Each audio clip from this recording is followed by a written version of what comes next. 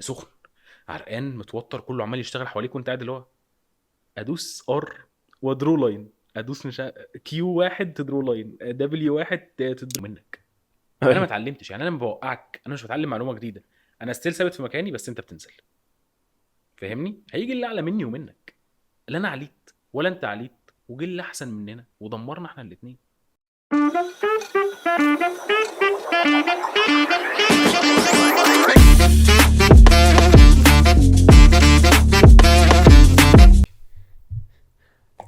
معانا ومعاكم قنبلة الجيل، النجم الصاعد عندنا في جودة، الابن الضال اللي غايب عننا بقاله فترة عشان بيردش على تليفوناته، أحمد حسام. الحمد لله على السلامه يا رجاله. تردش على تليفوناتك ليه بس؟ معلش يا صاحبي، مسحول في الشغل والله. الشغل تقلان يعني. شغل بيزنس. بيزنس، اوكي.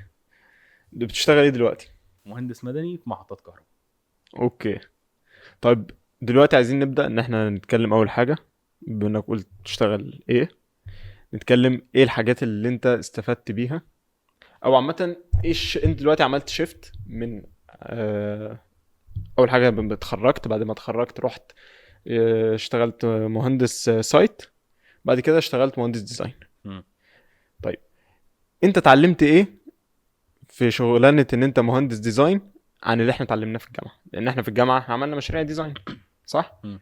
وكنا عندنا سكيلز كتير، واشتغلنا بكام سوفت وير، اشتغلنا بايتابز وساب وحاجات كتير قوي، وسيف والحاجات دي. وسيف. مم. وانا مثلا اشتغلت برام. مم. فانت اتعلمت ايه زيادة، او ايه الحاجات اللي قعدت تسيرش فيها؟ هقول لك. بص، جو محطات الكهرباء كان مختلف شويه عن اللي احنا عملناه في الجامعه، بالذات ان احنا بنشتغل تبع السعوديه. فهم بيستخدموا سوفت ويرز تانية، يعني ما بيستخدموش مثلا اي تابس، ما بيستخدموش ساب. في حاجات بستخدمها فيها بس مش ما تعمقتش فيها في الشغل لسه. اوريدي كده كده واخدها كورسات ومتعلمها في الجامعه تمام. اشتغلنا في، بيشتغلوا دلوقتي بسوفت وير اسمه ستاد برو.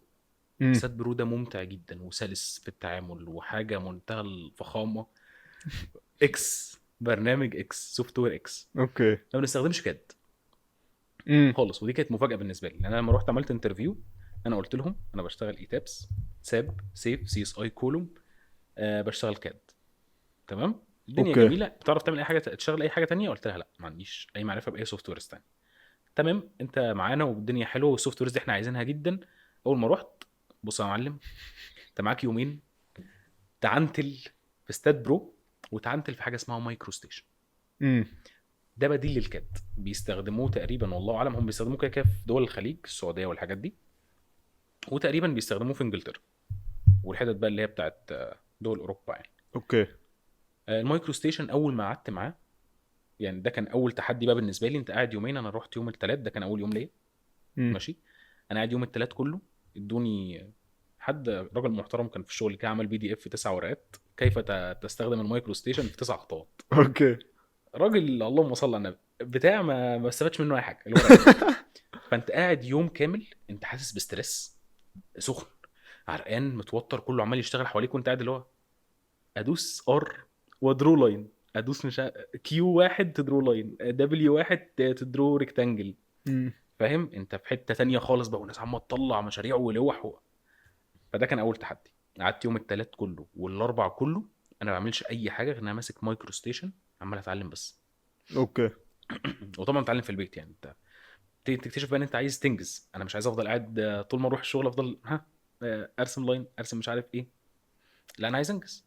فبتشتغل في الشغل نفسه ومش عارف ايه، وبعد كده تروح البيت تدرس بقى كذا سوفت وير اللي انت بتتعلمهم جداد. مفيش بقى كاد، مفيش اللي انت بتعمله طول حياتك الجامعيه واللي انت خدته ككورسات، ما اختفى. امم. بس الموضوع عدى سلس الحمد لله، اتعلمتهم كويس جدا والدنيا كانت ظابطه معايا فيهم.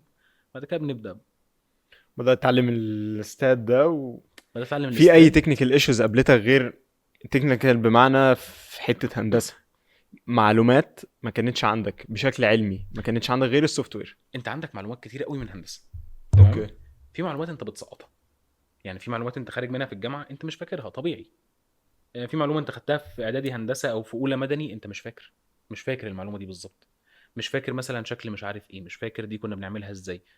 في حاجات انت مش فاكر، فطبيعي تدرك بقى ان انت محتاج ترجع تدور. هقول لك على حاجه، انا كنت شغال من قريب من اسبوعين كده 3 على تاسك ستيل، امم. وانا في الجامعه ما كنتش احسن حد في الستيل. على يدي. خالص. ماشي. خالص. يعني أيوة. ميد ترم 7/10 والدنيا كنت يا لهوي 7 ده كده فرحه يعني. فانا ما كنتش احسن حد في الستيل. مم. بس انا كنت عايز ادخل، يعني هي قالت لي في تاسك ستيل وبتاع، انا قلت انا عايز ادخل فيه. دخلت في الستيل، مفيش، قمت ابيض.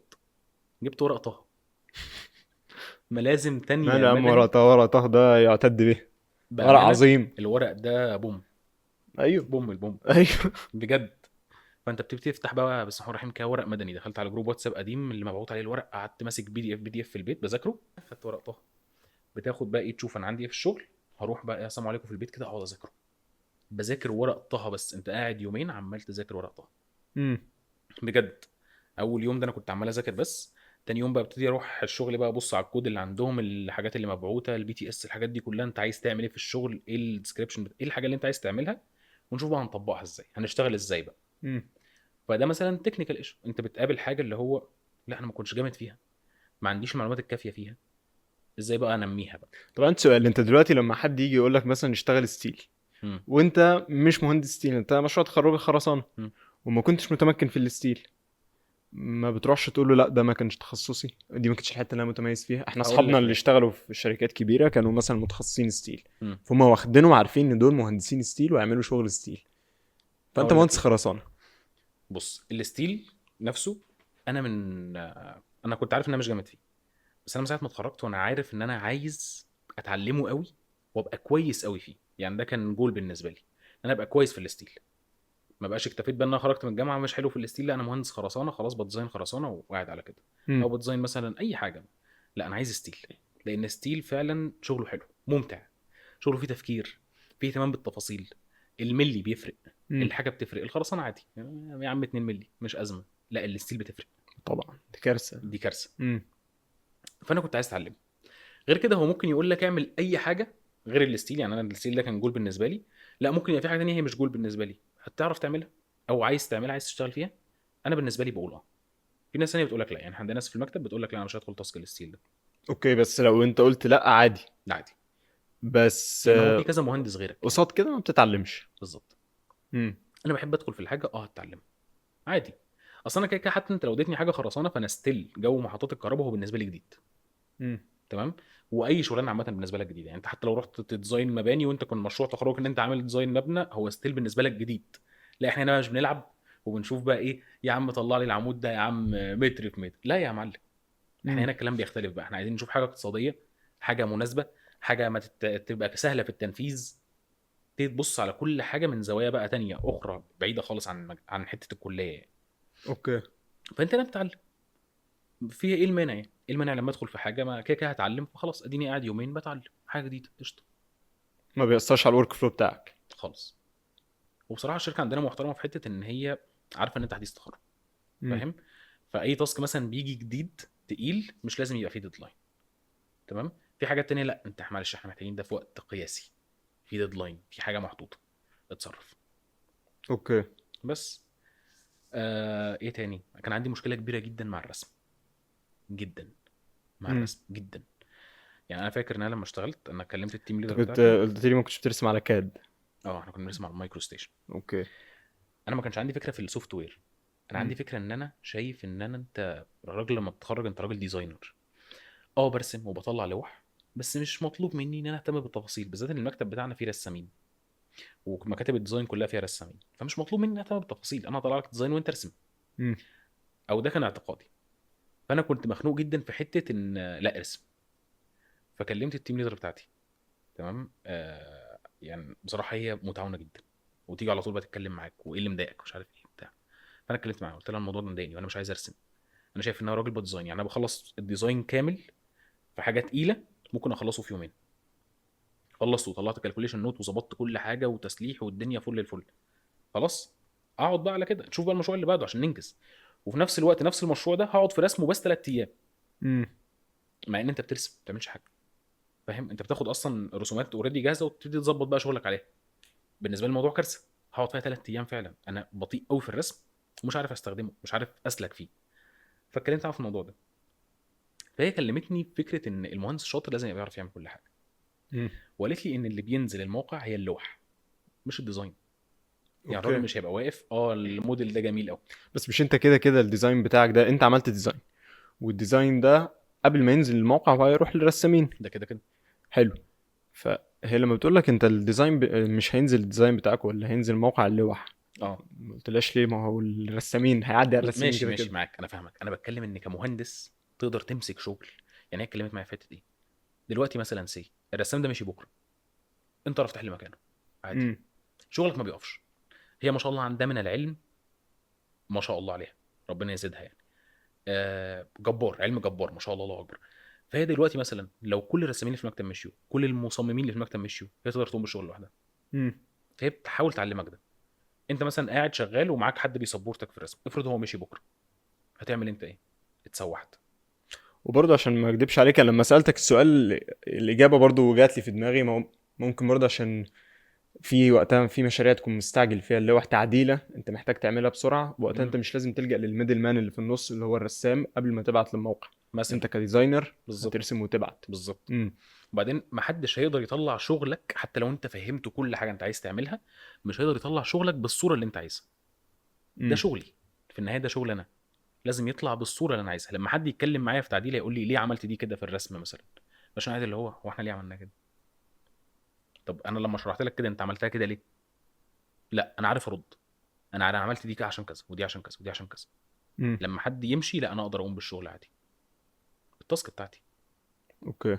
بس فدي كانت مشكله قابلتني تقريبا في ثالث اسبوع شغل. اتكلمت معاها، قعدت ساعه تتكلم معايا، وخدتني على جنب وقعدت تتكلم معايا وتفهمني بهدوء وبتاع مش عارف. واقتنعت، قلت لها انا اشتريت وهجرب. امم. قعدت اجرب، فهي قامت قايله لي طب ما تاخد تاسك رسم بس، بس مش هتديزاين حاجه المره دي. فخدته، قالت لي معلوش ديدلاين، اقعد فيه براحتك. خدته وبدات بقى احب الموضوع شويه. اوكي. بس بعد كده رجعتني تاني بقى، خد ديزاين، خد رسم، خد مش عارف ايه. طيب دلوقتي انت عندك احنا زي ما قلت لك لنا اصحابنا دخلوا في مجال الديزاين، امم. ولما دخلوا في مجال الديزاين معظمهم اشتكوا من حته، وهي ان لما بيجي يشتغل مع كوربريتس او شركه، مش كوربريتس بس شركات ديزاين كبيره او مكاتب ديزاين كبيره، المشكله الاكبر اللي بيواجهها ان هم يقولوا له انت مهندس قمر، انت مهندس عمود، امم. انت مهندس مش عارف ايه. فدي حلوه سهله، بيعملها وبيخلص التاسك اللي عليه وبياخد فلوسه وكل حاجه، بس تاثر على الكارير بتاعه قدام. امم. انت المشكله دي بتواجهها؟ عندنا امم. الحقيقه لا. في شركات انا اعرفها، وفي ناس برضو اصحابنا زي ما انت قلت انا اعرفهم شخصيا، بيتحصر في حاجه معينه. اللي هو انت جامد في ايه؟ بتصمم ووتر تانكات كويس، حلو قوي في الووتر تانكات يعني، اقعد فيها بقى. صممت واحد، خد التاني، خد التالت، خد الرابع، الزق. ما أصل انت خلاص، انت بالنسبه له واحد بتطلع له الشغل بسرعه وبطريقه كويسه في حته معينه، كمل فيها يا معلم، امم. كمل فيها. لا، هو الراجل عايز يكسب، هو عايز يكسب منك، كمل فيها. لا انا بصراحه عندي الوضع مختلف شويه. يعني انت بتاخد تاسك كويس فيها ماشي، طب ايه رايك تاخد تاسك تانية عشان تبقى كويس فيها قدام؟ اتعلم فيها ماشي حلو، عدل على كذا، عدل على كذا، تفهم فيها. التاسك اللي بعدها نفس الكلام. يعني لحد دلوقتي بكل امانه ما شفتش تاسك متكرر عندي في الشغل بتاعنا. امم. مفيش حاجه مسكتها متكرره يعني، كل مره بتاخد تاسك مختلف، كل مره حاجه مختلفه. وده بيديك فرصه اعلى للتعلم يعني. ده كده كده. بس ده بيعسفك اكتر، يعني ده بيخلي انتاجيتك اقل. خالص بالعكس، بالعكس جدا. لان انت بتبقى لما بتاخد الحاجه مرتين بتحس اللي هو انا مش بشتغل، مش بفكر، مش بشغل دماغي. امم. انا اللي هو بنجز، ها انا عارف هعمل ايه، عارف هكتب ايه، عارف هقول ايه، عارف دي هظبطها في الرسم ازاي. خلاص بقى. امم. بس لما تاخد تاسك دي بتحس اللي هو، بص التاسك عندنا بيجي، انا بقعد اول يوم، اول ساعه مثلا مصدوم، عمال الف في كل حاجه، في مشاريع قديمه بدور بعمل. الدنيا كبيره، الليله واسعه قوي، بحس اللي هو انا مصدوم. بعدين طب نبدا نجمع داتا، ورقه وقلم، واي حاجه تقراها اكتبها على جنب كده. امم. ماشي، ده كده ممكن بجد تجميع الداتا ده بياخد مني يوم. ما بعملش اي حاجه غير إن انا ابص في مشاريع قديمه، بجمع داتا المشروع اللي انا شغال فيه. خلصت الداتا كلها، بس احنا رايحين بكره هنيجي نشتغل بقى. اوكي. تبدا بقى بالرسم او الديزاين. يعني الناس كلها بتقول لك ابدا بالديزاين وبعد كده ارسم. امم. لا، يعني دي انا خدتها من صديق ليا في الشركه برضو، قال لي انا بحب ابدا بالرسم. فجربت التكنيك، يعني قلت اشوف ليه هو بيحب يبدا بالرسم. يبدا بالرسم عشان يبقى عنده شكل بس تخيلي للحاجه اللي هيعملها. وفي الاخر مثلا القاعده طلعت عنده بدل ما هي مثلا نازله 400 ملي، لا نازله 500، خلاص هستريتشها، امم. خلاص هنزلها شويه عادي. الديزاين مع ان سيف، خلاص هسيبها ازاي، هكبر مثلا الدبس بتاعها، مش عارف اعمل ايه، هو بس بيسترتش، بس انا برسم الاول، اشوف شكل تخيلي في دماغي عامله ازاي، بعد كده ابدا بقى. بالورك فلو اللي احنا اتعودنا عليه في الجامعه بتاع معماري بعدين انشائي، بالظبط. مش بتبدا انشائي بعدين ترجع معماري. مثلا حاجه زي كده. اوكي. طيب انا سالتك ايه السكيلز اللي انت كنت محتاجها عشان يعني ايه السكيلز اللي انت اتفاجئت بيها ان انت، مش سكيلز، ايه العلم اللي انت اتفاجئت بيه لما دخلت، مم. صح؟ او ايه الحاجات اللي اتعلمتها جوه. بس ايه الحاجات اللي اتفاجئت بيها as in work environment في الشغل، سواء شغلك اللي قبل كده او في شغلك الحالي، اتفاجئت بيها؟ مش شرط بحاجه وحشه، ممكن تبقى اتفاجئت بحاجه كويسه، حاجات احنا كنا متعودين عليها في بنشتغل احنا في الجامعه، فاسلوب احنا كنا بنشتغل بيه في الجامعه طلع اي كلام، ارميه على جنب، لا سيبك من الكلام ده كله، ده مش الورك فلو اصلا بتاع اللي تطلع بيه انتاجيه عاليه، لا انت المفروض تشتغل كده. بص، الشغل القديم والشغل الجديد دي كان فيها برضو تحدي كبير، يعني انتقال حضاري ثقافي بحت. امم. انت بتتعامل مع عامل، تمام، بتقول له مثلا ايه يا ابو جنه، فاهم؟ لان انت بتتعامل بقى مع مهندس بجد، امم. مش مهندس احنا بنعمل واحد اتنين تلاته مش عارف ايه. التعامل بيرتقي، فانت من لغه الشارع للغه المكتب، امم. من لف وفرك وان انت بتفرك في الموقع ومش عارف ايه وبتدور، والموضوع كله سوفت سكيلز قبل كده زي ما قلت لك قبل كده. انت بس بتفرك، لان انت قاعد في المكتب اللي هو يا ابيض يا اسود، يا عارف يا مش عارف، ما تفتيش. ما اوكي. تفتيش يعني، ما ينفعش تقول له انت بتعملها ازاي، لا مش عجباني كده اعملها كده، ما هو ما فيش يا معلم. هو يا هتسيب يا مش هتسيب، ما تلعبش. ايوه. فاهم؟ غير كده الورك رش، بجد هو رش. انت في الجامعه، يا عم انا هصمم المبنى، مشروع التخرج احنا بنصمم مبنى، يا عم خده من اول الترم لاخر الترم، المبنى ده عندنا بيتصمم في يومين ونص. اتصرف، ايوه. اتصرف يا معلم، اطلع بيه، أمم. اخلص، ما ينفعش. هو رش. يعني التيم ليدر بتاعتي برضو من المشاريع اللي هي عملتها قبل كده، ان هي من انجاز انا شايفه انجاز، هي عملت المبنى ده في يوم. أمم. يعني هي طلعت بيه كله بالحاجات بتاعته، بالرياكشنات، بالحاجه كلها، بالنوتة، بالرسم، في يوم. فلا يعني معلش اصبر اصبر قوي.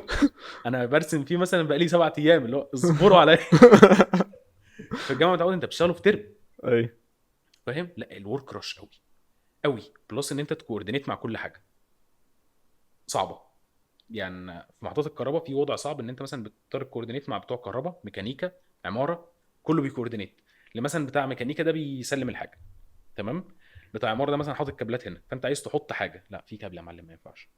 أمم. طب ينفع تحرك الكابل بتاعكم؟ لا مش هحركه، مش هينفع، عشان في حاجه تانية تاثر عليه. طب اتصرف انا ازاي؟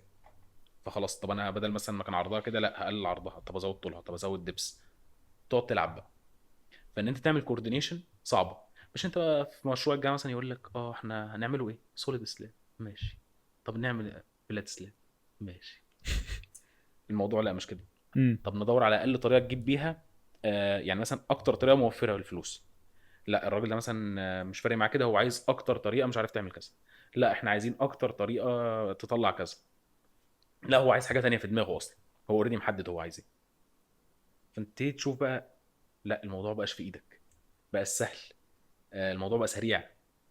أمم. بس فدي بتبقى اوكي. كبيره على الدماغ شويه. طب انا دلوقتي لو في المجال ده خلاص قررت ان انا عايز اترقى، هو انت من شويه شبه جاوبت على الموضوع ان انت مش من مصلحتك ان انت تبقى تقول ما اعرفش، واخد ستيل، واخد خرسانه، واخد بوستنشن، واخد اي حاجه، لا اتعلمها وكمل. بس هل ده كافي ان انا اترقى ولا لازم اتعلم مانجيريال سكيلز معينه؟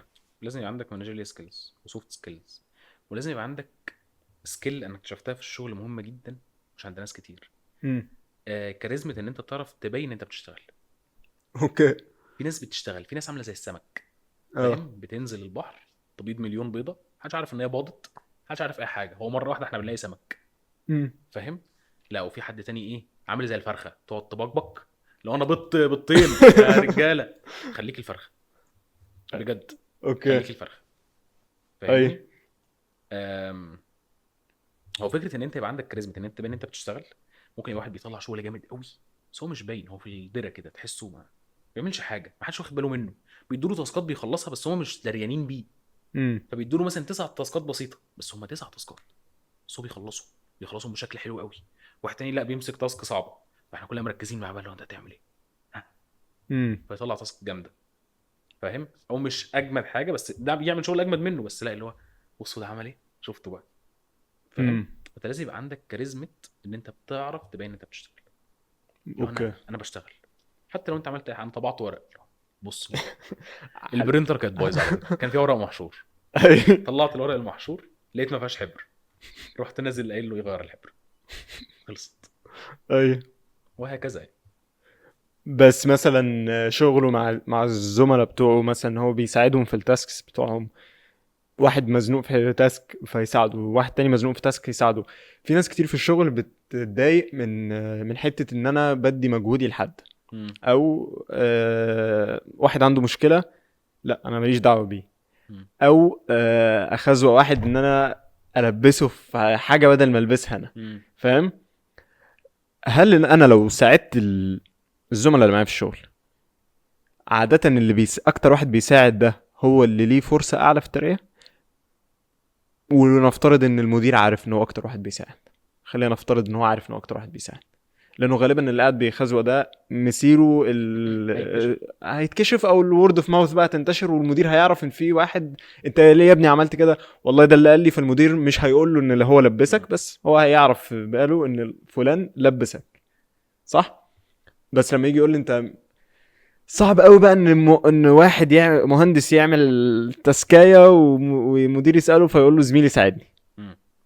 عشان كده انا بقول لك نفترض ان المدير عارف، مش عارف ازاي هيعرف ان هو ساعده، بس نفترض ان هو عارف. اعتقد دي حاجه ممكن تعلي فرصته انه يترقى. بص تعالى نتكلم من وجهة نظر المدير ومن وجهة نظر الراجل اللي بيساعد. من وجهة نظر المدير، لو هو مدير بيفهم، تمام، انا ممكن يبقى مثلا عندك واحد عامل زي بوسكيتس مثلا، امم. لعيب انت شايفه الفترة الأخيرة تعبان، بس هو قبل كده كان كويس، امم. ما بيعملش اي حاجة.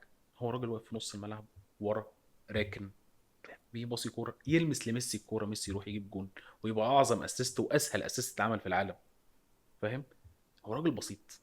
هو قعدته بتخلي الناس تشتغل، قعدته بتدي معلومة حتى لو بسيطة بتشغل الشغل. فانت اه لو قعدته انت محتاجها. لو مدير فاشل مش هيفهم ان بوسكيتس ده هو العمود الفقري بتاع الفرقه. بالظبط. لو امم. مدير فعلا فاشل مش هيفهم ان حد زي ده مهم، حد زي ده قعدته في وسط ناس تقيلة، فاهم، وهو يحس ان هو قليل منهم. لا انت مش قليل، انت بتخلي الناس التقيلة تقيلة، امم. اتقل. فاهمني؟ انت بتعليهم، بتديهم معلومة زيادة، بتدي عندك فكرة، بتقول حتى لو حاجة صغيرة فشخ، بس بتبني مشروع. فاهمني؟ بتبني فكرة. امم. هو بس انت مجرد ان انت تولع الموضوع بس. فده لو مدير ناجح هيبص لها كده. بالنسبه للي بيساعد، في ناس بتبص اللي هو انا هساعد اطلع مجهودي، لا الموضوع ده مش حلو، ممكن حد يعلى عني مش عارف ايه.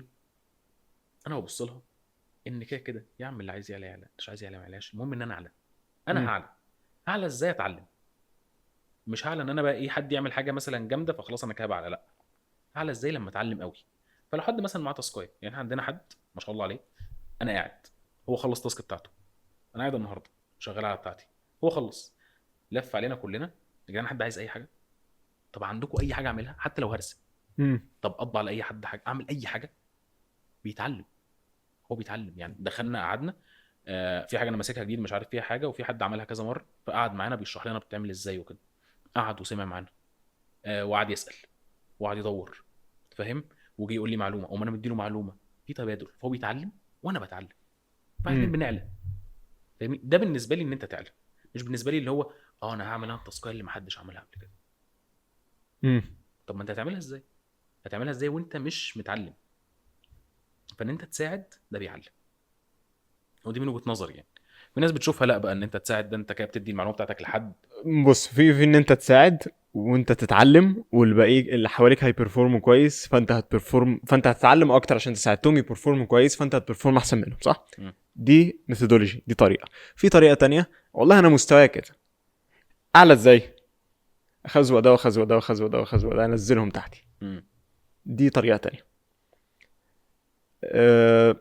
تفتكر الطريقتين، الطريقتين عامه الطريقتين بيسمعوا زي بعض؟ بيسمعوا زي اصل الفكره ان انت هيبقى سمعتك وحشه. هيبقى سمعتك وحشه وسط زملائك، بس خلي بالك انت لو مهندس لبس خازوق من زميله مثلا، المدير هيبقى عارف ان زميله اللي لبسها له، بس هو مم. مش هيحط اللوم على زميله، هو هيحط اللوم على اللي يلبسها. على يلبسها كده كده. ما انت مش حبيت عشان تلبسها. بس اقول لك على حاجه، انت مهما مثلا يعني انا جيت قعدت خزوه فيك، امم. فانت قعدت تقع وبقيت انا اعلى منك، فاهم يا عم؟ هيجي اللي اعلى مني ومنك. انا ما اتعلمتش، يعني انا لما بوقعك انا مش بتعلم معلومه جديده، انا ستيل ثابت في مكاني بس انت بتنزل، فاهمني؟ هيجي اللي اعلى مني ومنك، لا انا عليت ولا انت عليت، وجه اللي احسن مننا ودمرنا احنا الاثنين، ومش هعرف اخزوقه، اصل هو عنده علم اكبر مني، فانا خلاص كده خلصت الحكايه، امم. مش هعرف اخزوقه، اوكي. فاهمني؟ فهنا بتكمن الحته اللي انت هتقع فيها. اوكي. بلس ربنا مش هيبارك لك، ولا انتوا معايا انتوا كفره ولا ايه؟ لا يا عم ونعم بالله، بس انا بتكلم يعني ممكن يبقى ده ليه ثوابه في الاخره بس يعني النهارده هيتروق